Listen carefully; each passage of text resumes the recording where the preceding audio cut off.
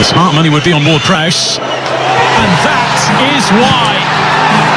It's another stunning goal in this game, which pulls Southampton level again. Well, we're being spoiled here with outstanding goals. David De Gea, can't believe it. But the quality of the strike, he's about 25 yards out. I think players enjoy that. They can get a bit of pace on the ball. And Ward-Prowse has got the ability.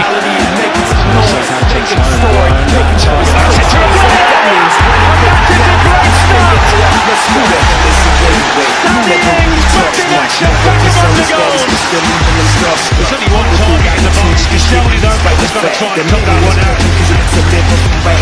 With Pride for it in the middle. Can he find it?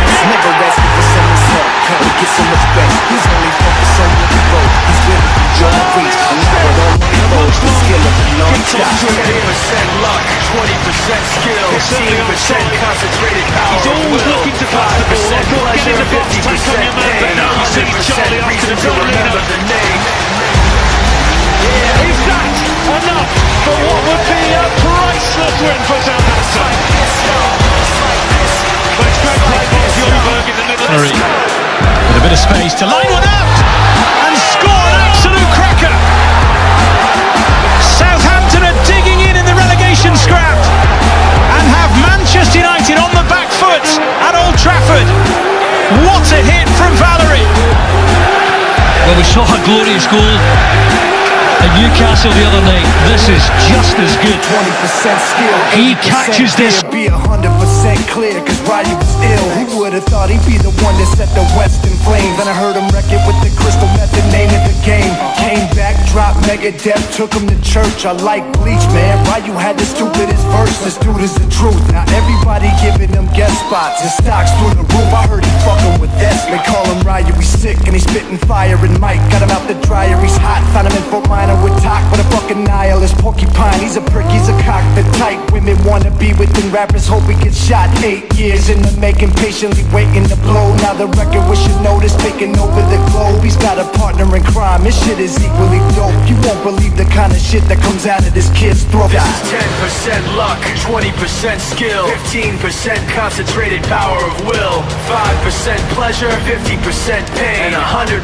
reason to remember the name. This is 10% luck, 20% skill, 15% concentrated power of will, 5% pleasure, 50% pain, and 100% reason to remember the name. Yeah.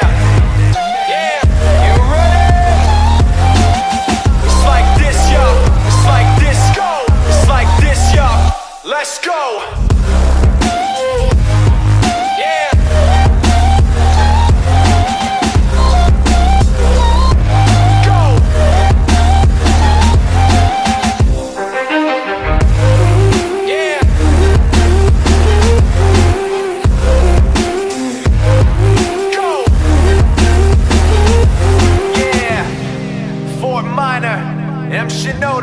Styles of beyond. Ryu, Talk Beer, Machine Shop.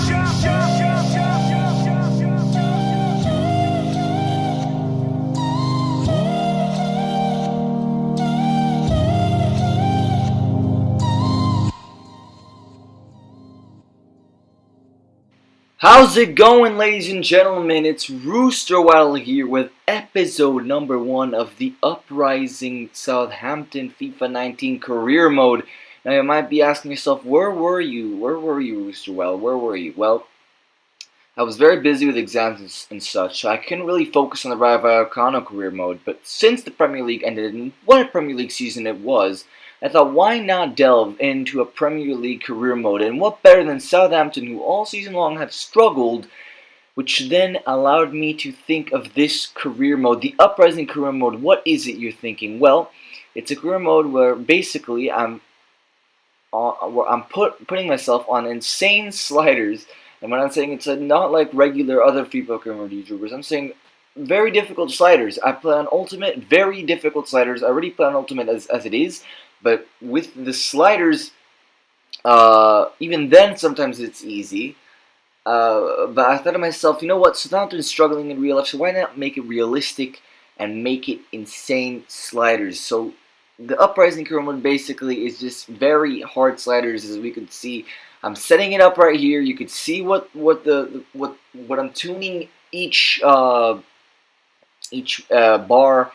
on which level, and that will determine the difficulty of this career mode. And this career mode, ladies and gentlemen, I just want to say is very difficult. It's going to be very difficult as well. We're not going to make Europa League. I'm not assuming in the first season. If we do, we're going to bump it up, but it's very hard. And as you can see, this is it. This is going to be the Southampton career mode. This is going to be, I think, the final career mode before the end of the year, before the end of the game. So I hope you guys all enjoy this, and yeah, I hope you guys enjoyed the promo video I put before. I put a lot of effort in making that, and I hope you guys enjoy this career mode, because this career mode is going to be a very good one.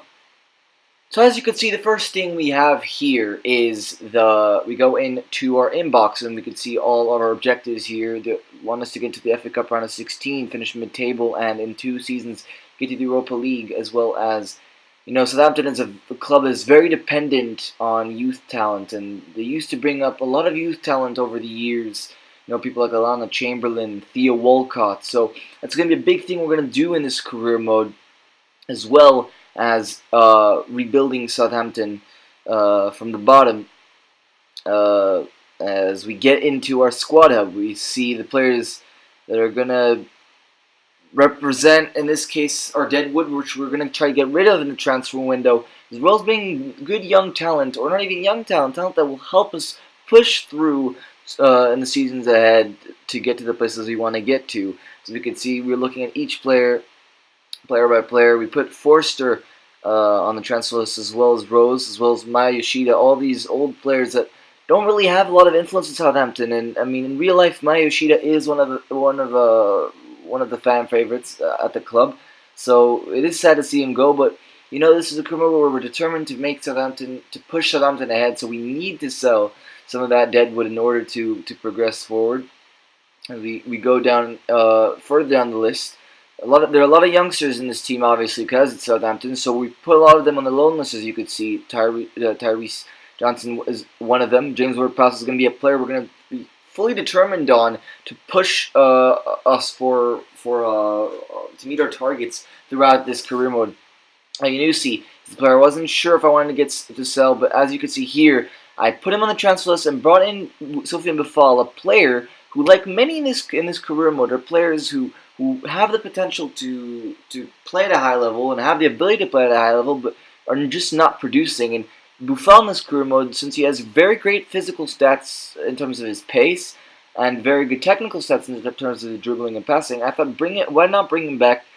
He has great abilities, and El Yunusi, you know, just doesn't cut it in the Premier League, in real life at least. And he's one rating lower than Sofiane Boufal. So I thought, why not? Let's bring Sofiane Boufal back on loan and put El Yunusi the other way. As we see, the first actual bit of business is transfer offers that we have received from other clubs in regards to Vokins, Bertrand, and Yoshida. Obviously, Bertrand, there's no way we're selling. He's one of the best left backs in the country and one of the best left backs at the club.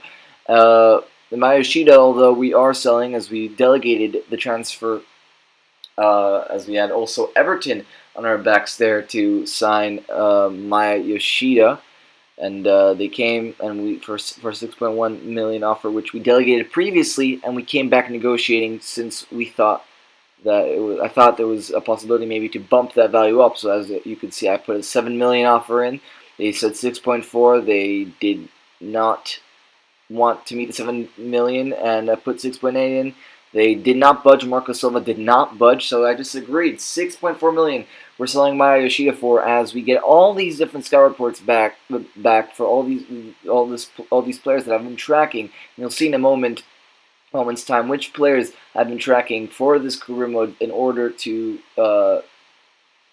look for that push into the top half and into the Europa League. As we can see, there is our shortlist. We got Bourriejou in the French League, and Basso, this guy from Marseille, Bricalo, a great winger, Neuhaus, Bayer, Cuisance, Keenan Bennett, who play a young Englishman who plays in Mönchengladbach, Griffiths, Blas, Schaffler, Romero, Zaracho, Cardozo, so many players you could see, as the list goes on and on. All these players which I feel can make an impact.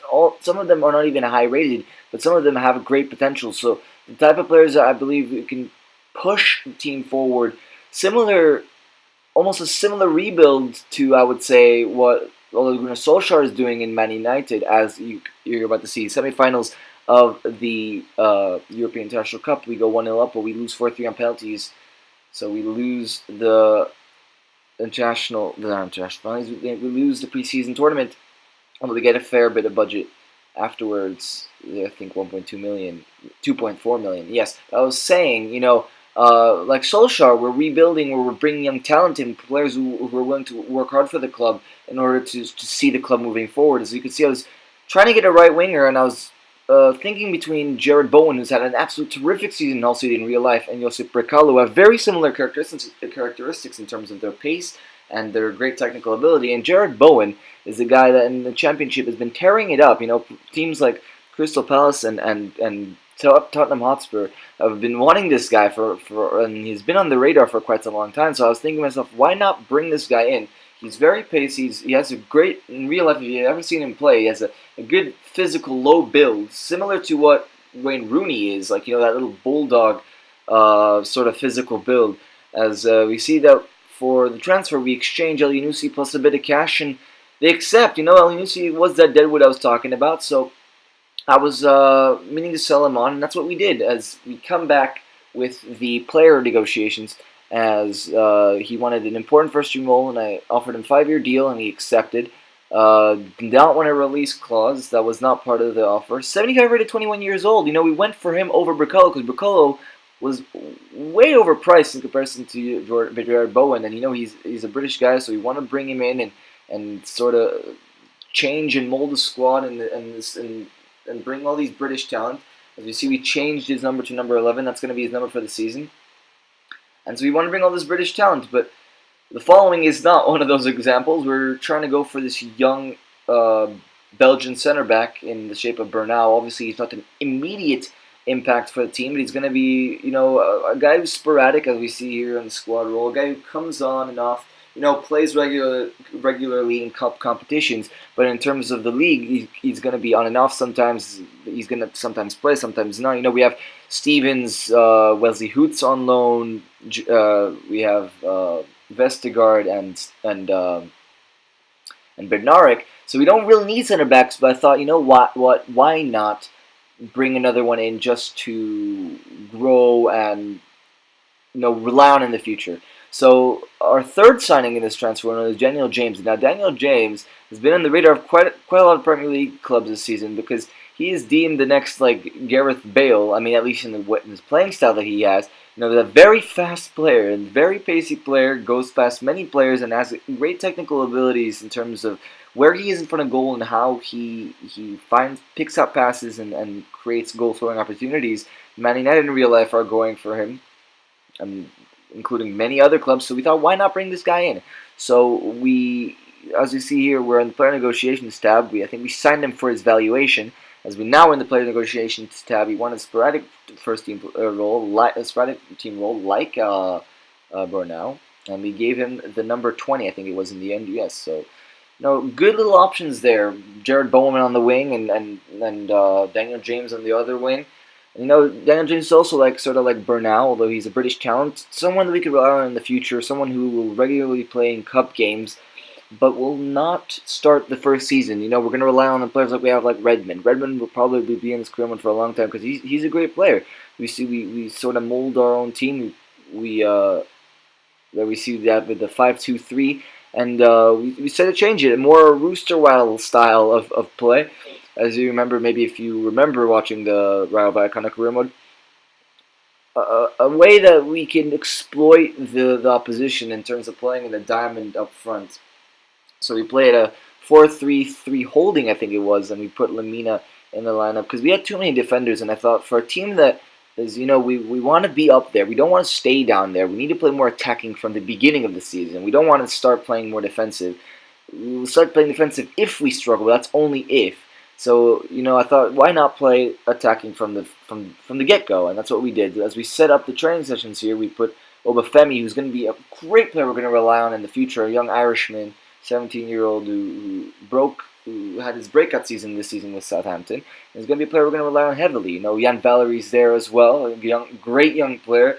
As you see in the promo, the goal he scored against Man United, an absolute belter. Jake Sims, a great player. And then I think Daniel Jameson born now, I think we put there as the training. But look who it is. We looked for Scout Future Star, and it came with a goalkeeper 74 to 94 potential, 16 years old. So we thought, why not already put him in the first team fold, not really in the first team, and see what he's made of. A great young goalkeeper, 60 rated. He could be one for the future, definitely to keep an eye out, as we see that we're heading in to our first game against Burnley, as we rotate the lineup, bring people in. We saw Daniel James in for, I think it was Shane Long or Charlie Austin. I don't remember.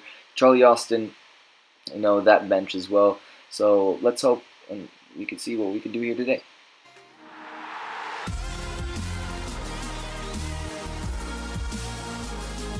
Welcome to you all.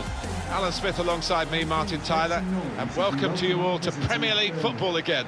The opening game coming right up. You want width and you want quality in the width, and probably they've got that with this new acquisition. I think so, and the one player that would be pleased to see him arrive is the centre forward, because I think he can expect better service now from a lad that does swing in good crosses. So yeah, probably wasn't the most clear there before, but I was wishing luck for the team. The first game we were in charge of Southampton. This is the lineup that we put in: Valerie, Bernard, Vestergaard, and Bertrand in the back four, and that strong middle and front three with Redmond, Danny Ings, and Bowen. As Burnley, with a strong team they put out there. Burnley, DeCilio, a surprise signing there, and obviously Ashley Barnes is going to be a player we're going to have to be careful of in that striker position. As the first chance comes in for us with Jared Bowen, who did a sublime piece of skill to find the space and then take the shot, and it was just wide of the post. Here, Nathan Redmond with a brilliant attempt. It was a green or yellow timed finish, and just deflected, heading out for a corner. Here, from that corner, we had a chance. It was deflected, moving around, pinball in the box. And Lamina, Lamina's another player which I'm not really sure about. When he was in Juventus, he had a lot of potential, and people saw a bright future in him, but when he moved to Southampton, it kind of slowed down. The Premier League kind of slowed down his progression as a player. But this is a guy that I feel like we can revitalize with the playing style and the methods that we have here, playing Rooster Rattle ball at Southampton. And as you can see, I kind of disagree with the VAR system, as I think it was Charlie Taylor who almost cleared it off the line, but it was not really over the line. A bit of it was on the line, but we'll take it. We're not complaining. We scored the goal, and that 1-0 to Southampton here in the St. Mary's. Brilliant start in our life here at Southampton. But that was not it, though. 52nd minute, second half. Nathan Redmond put in front of goal, but Tom Heaton. You see the sliders coming into play, the difficulty there. Tom Heaton with a brilliant save, low to his left, our right, with a nice little save there to keep it at 1-0. But it wasn't 1-0 for long.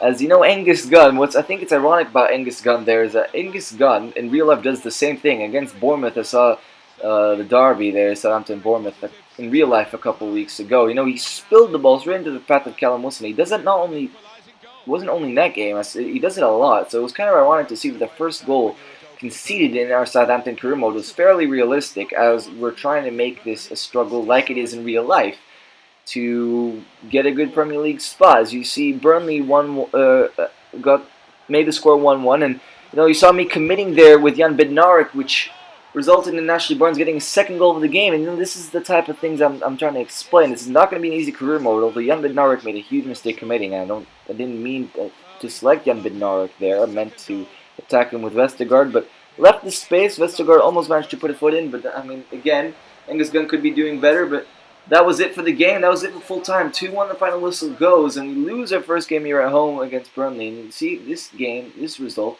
is not an easy one. It was not an easy one whatsoever, as we lose our first game here in charge. As you see that between the games, we still in the transfer window trying to sign Alberto Soro, a great young Spanish player wanted by many clubs in Spain. A great little tricky player. 18-year-old, obviously another guy who's going to be in the first team fold, but a vision for the future, not really for the present.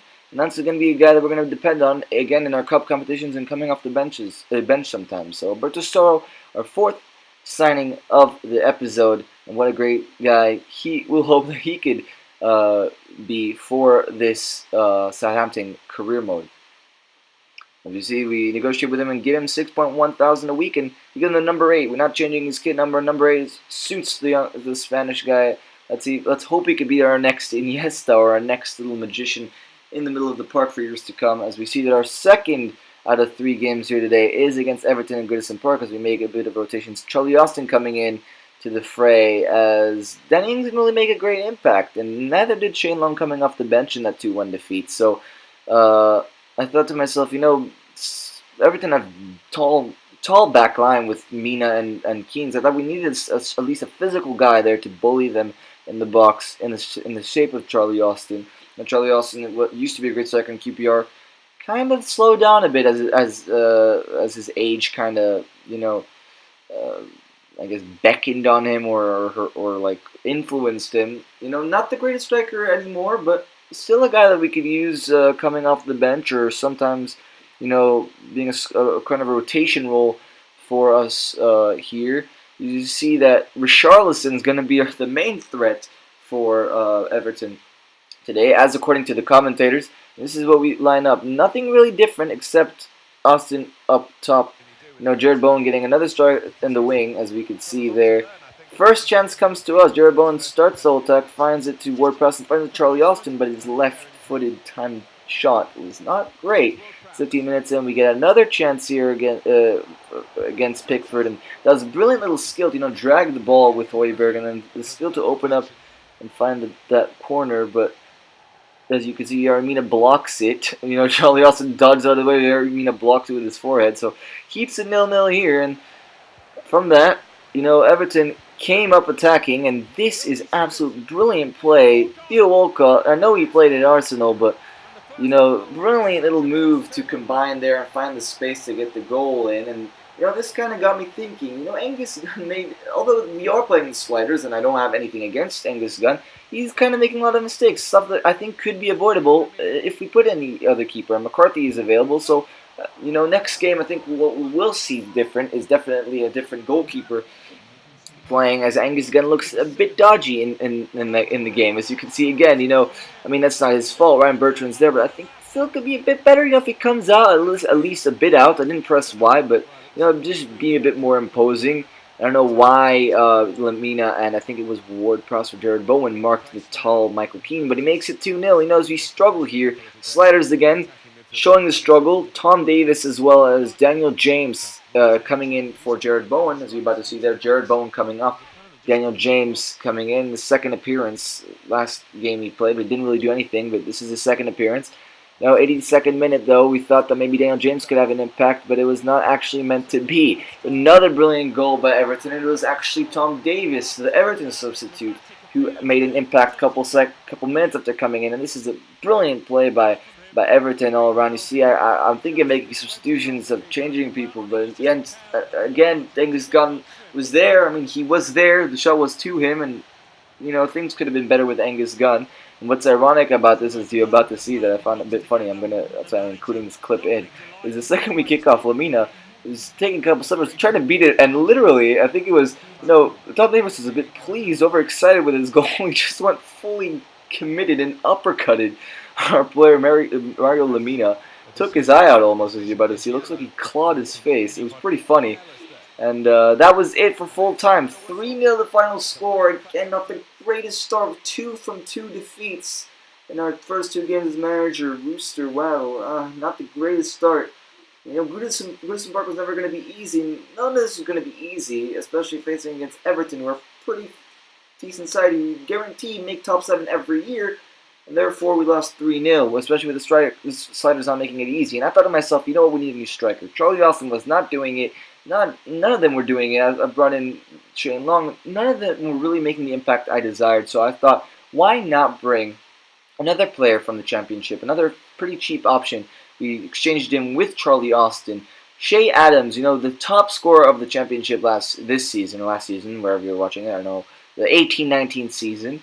Why not bring him in? all these different Premier League teams are linked with him in real life, so I thought, why not bring him in as we give him the number 24? Che Adams, will he be the cry that we're looking for, the guy who will get us the goals finally from strike? You know, the game we played against, the first game where we played against Burnley, it was Mario Lemina who scored. We didn't have a striker yet who scored a goal for us, so it was a bit concerning at the time, and I thought to myself, we need to bring someone in, and therefore Che Adams is going to get his first start here today in Southampton red and white. Yeah, a goal here would certainly help his cause. It would relax him. Will he be able to make 3, 4, impact 5 on the games lead, though? not having found the back of the net? As you know, talking about making debut goals and all, that is the importance of him bringing him in. Can he be the man scoring the goals? As you see, Che Adams, nothing changed but Che Adams in that side. So, you know, and also McCarthy. Sorry, as I said last time, we were going to put Angus Gunn. We were going to replace Angus Gunn with McCarthy. So McCarthy and Che Adams are going to be the only replacements. Che Adams debut here in St. Mary's Stadium. Will it be a dream debut? We're about to find out. Well, it wasn't really a dream start for us, as we concede in the 8th minute again. New goalkeeper or not, we concede near post. You know, this was almost a worse goal than what we've seen Angus Gunn doing in goal. We concede near post and off the post by Aubrey Barnes, but we did not give up. We showed a bit of light. You see Che Adams getting his first chance, getting good positioning, something that we didn't see our other strikers doing, and almost getting a goal there. But things were going to get worse as Leicester doubled their lead. Neddy Amiri scored to make it 2-0. Was there any way back for us from here? Was there any way back? But I have to say that something that was incredible with this performance. I think Che Adams revitalized the team. You know, he comes in and after this goal, we actually started playing better. A lot more commitment. We started stringing a lot of passes. I know that the sliders are very difficult, and that's what makes it a challenge. You know, exactly these types of results. You know, we haven't won any game yet, and these results these challenges is the reason that this is going to be hard, because the sliders make it difficult to defend, to attack, to do all these different things, and you know the goalkeepers play a little worse, so it's hard. You know, it's hard. And so we showed commitment, though. That's what I found impressive after conceding 2 goals. We didn't want to give up. Jared Bowen with another chance. Couldn't get his first goal yet. 44 minutes in. And in the second half, beginning of the second half, I was like, okay, we need to make a change. The 4-3-3 is not working. I would put 2 strikers up top. Keep Ward-Prowse on the right to whip those balls in. And Jared Bowen can't play striker, so I thought, let's put him the big man, little man combo with Che Adams. You know, and there we go. Feeds it into Che Adams. Jared Bowen right off the bat after I apply that formation change in. And, you know, Jared Bowen creates a little space, creates a little time for Che Adams, and Che Adams with a brilliant run. That's exactly why I signed him for the amount that I did in replacement for Charlie Austin and put Charlie Austin the other way to Birmingham, is because he has the ability to find himself in positions and score in off the post with his left foot. A brilliant goal. The question is, can we come back? That's the question. Che Adams is our first striker to get a goal here, and he gets his first goal of the season in his debut in the St. Mary's. Nothing better you could possibly request from Che Adams coming in, but Vestergaard almost makes it 2-2, 63 minutes in, and we were putting on the pressure on Leicester City, as you can see, 87 minutes in. You know, final chances of the game potentially. Leicester City were holding the ball up, and we weren't going to allow them to take it easy. We put the pressure on them. Danny Ings retrieves it, finds it into Højbjerg. Højbjerg looks around, looks for the options, found Daniel James. Daniel James, the new signing, looks for the ball roll, couldn't find anyone, and finds Højbjerg. I thought it was the end of it, but no. We get a penalty 90 minutes into the game. Talk about drama. We have potentially a way to claw ourselves back from 2-0 down to 2-2 with these insane sliders. I'm going to stop talking about the sliders. It's just the truth. It's so hard to create chances. It's so hard to find space. It's not like anything else. And we get the chance here in the 90th minute. Daniel James steps up. I thought, no. There's no way we can bring Daniel James. Up steps the man, Che Adams. Cometh the hour, cometh the man. Number 24 to the right of the goal, to the left of Kasper Schmeichel. Kasper Schmeichel standing in the middle, but I put it a bit to the right, just enough so it would be